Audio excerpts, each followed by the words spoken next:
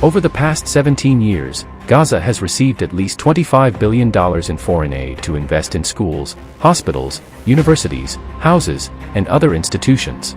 In reality, the money has gone towards building a terror infrastructure of tunnels, bombs and missiles with which to attack Israel. $25 billion can help a nation in countless ways, if spent properly.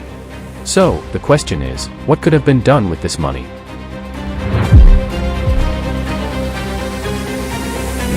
To achieve a similar ratio of schools in Gaza to that of the developed world, a total of 552 new schools would be needed. A high-tech, eco-friendly UNWRA school with a capacity of 800 students costs $2 million to build. For $1.14 billion, Hamas could have financed 552 more of these schools, giving Gaza one of the best school per capita ratios in the world.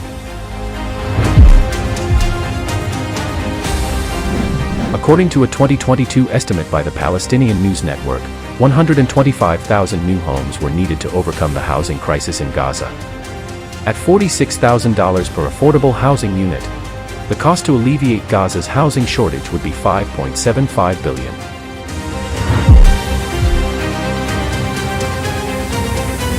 The world standard for hospitals is 2.5 hospital beds per 1,000 residents. For residents of Gaza to receive that same level of care, they would need an additional 8 hospitals, which would cost around $1.5 billion. This equates to only 6% of the aid that Gaza has received and would have resulted in a world-class healthcare system. Providing Gaza with world-standard schooling, housing, and healthcare would have cost just over $8 billion in total, not even a third of the $25 billion it has received in international aid. That would leave $17 billion out of 25 to put towards other projects.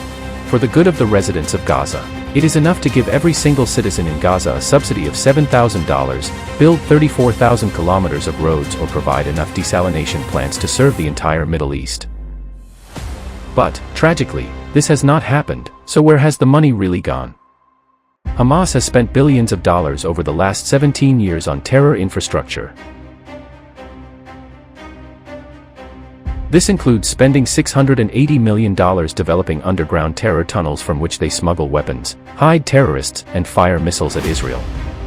There are up to 500 kilometers of tunnels under Gaza, which cost approximately $1 million per kilometer to build. Hamas has recently been shown dismantling pipes that supplied water to the residents of Gaza to build more terror rockets, resulting in hundreds of thousands of residents losing access to what little fresh water they had. So where is all the extra money going? In many cases, into the pockets of Hamas leaders.